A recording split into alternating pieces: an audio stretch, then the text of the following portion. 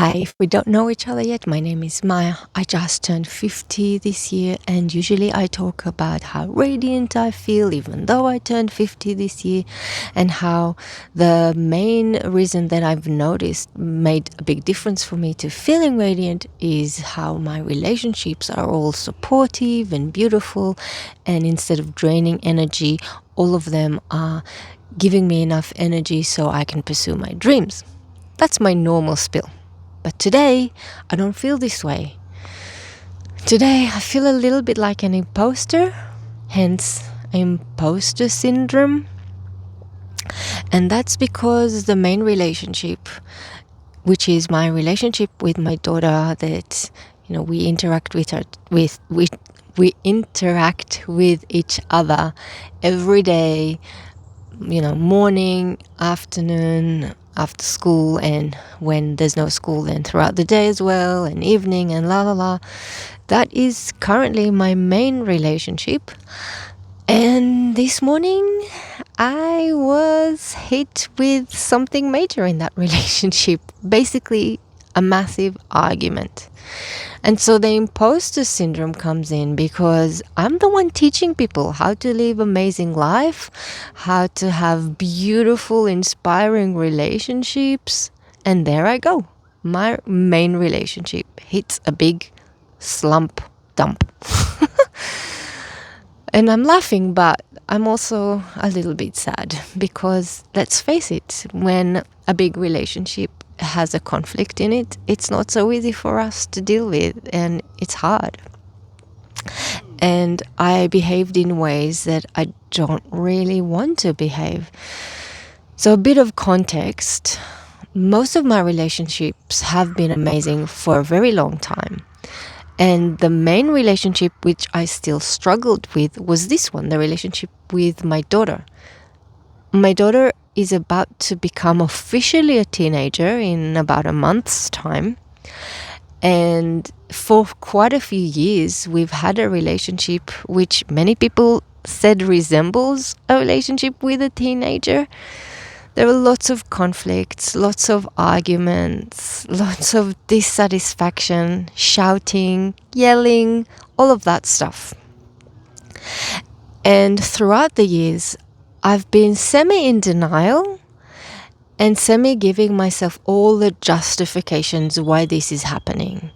It's all because it's just the two of us and there's no other siblings and I don't have any family around, so she doesn't have a family around, and so it's literally just her and me most of the time, apart from school or apart from when she goes to see her friends. And so that's all the justifications why our relationship is not your kind of ideal parent-daughter relationship, because it's unhealthy for a little human to only grow up with one parent, which it is, by the way. I still believe it's unhealthy, but those justifications didn't help me, and the relationship was not improving. And I've often found myself talking, for example, with my mom, which, by the way, I have a beautiful relationship with, and telling her about my relationship with my daughter. And I've noticed I've been rolling my eyes and doing all these things, which, a teenager would do, not a 50-year-old mum. By the way, I was 49 at the time, so that's okay. Only about a few months ago, I've decided that actually it's time to stop the denial. The relationship between my daughter and I needs to improve, and it needs to improve very fast.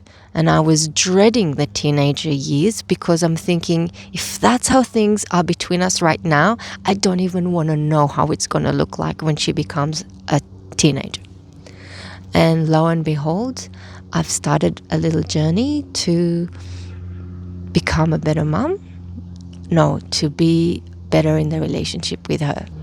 My journey involved going and talking with a psychologist, but mind you, we only had one session and that was enough for me. I got what I needed. But moreover, I did a lot of work within myself with my shadow self, or the shadow part of me. And that enabled me to be much more free in my relationship with my daughter, to show up as I am exactly. And I know it sounds unbelievable, but very, very quickly our relationship transformed and became amazingly amazing. I'm not going to say we never had any conflicts. We still had conflicts, but none of the conflicts were as close to the big emotional drama that we had before. And I've also noticed that the frequency of the conflicts were becoming less and less. Really, I have a gratitude journal, and I started writing it almost every evening about how beautiful the relationship with my daughter is transpiring. That was just beautiful.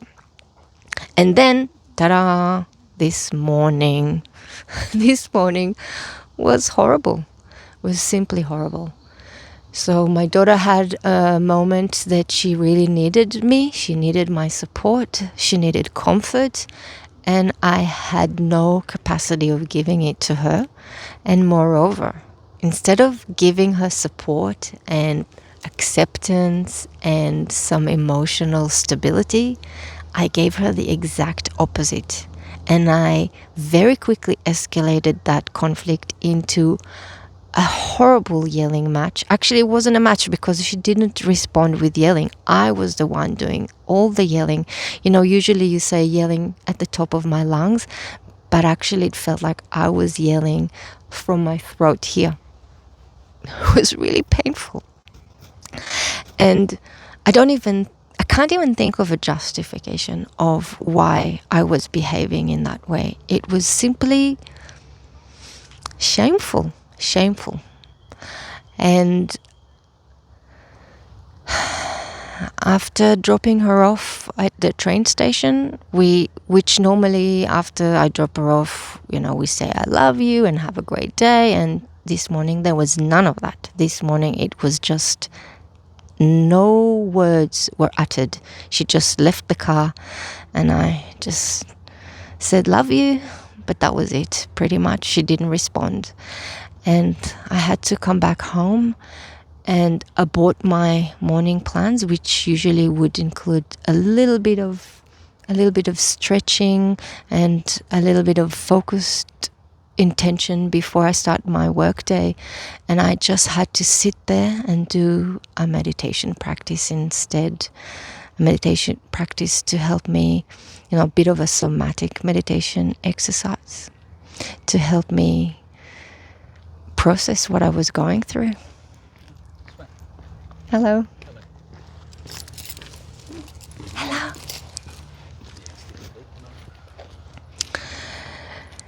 And then it sinked in. How can I, someone that is teaching people how to behave in relationships, how to be the best versions of themselves, how can I be such a horrible mom? And imposter syndrome kicked in because I'm recording this YouTube channel. I'm trying to teach people to be amazing. I'm trying to teach people to be beautiful and loving. And then here I am making all these rookie mistakes. So after doing that little bit of meditation, I just had to constantly remind myself that I am unconditionally loving towards myself and that I accept myself even when I make mistakes.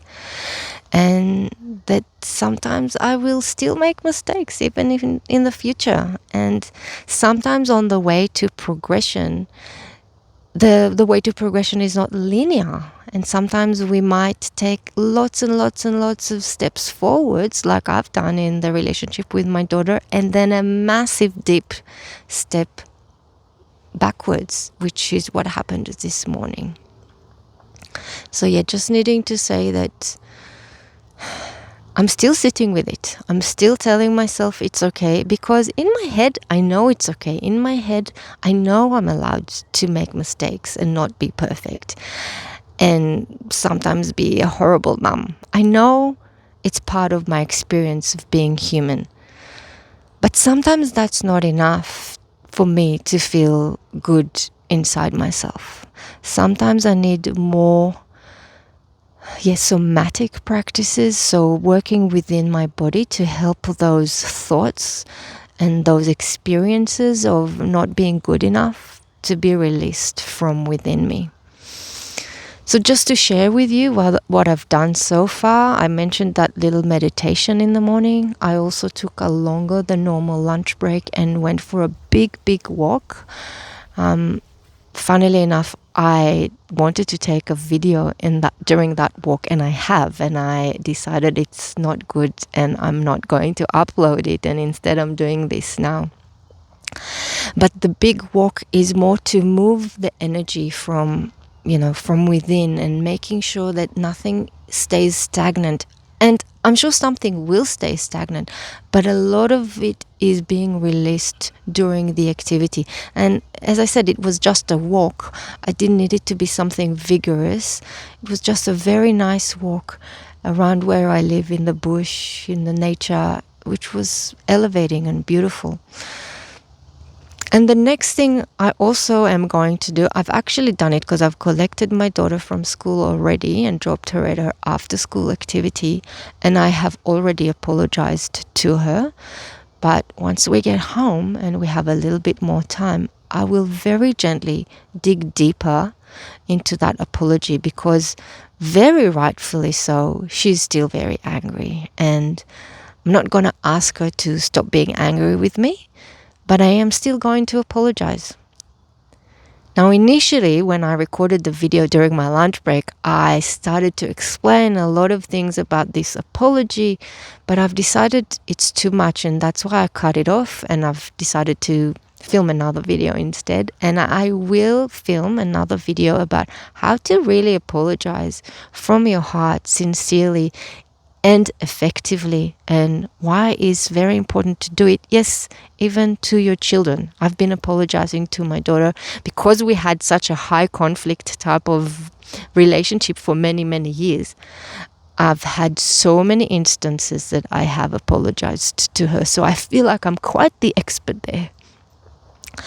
And yeah, repairing the relationship after there's a tear like this one, like this conflict from this morning, is very important.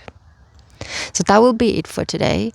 I would love it if you could share something in your comment. If you ever felt like an imposter, if you ever felt like you're trying to teach something and you're very good at it and you want everyone to know, but in your personal life, sometimes you fail and sometimes you don't do what you teach others.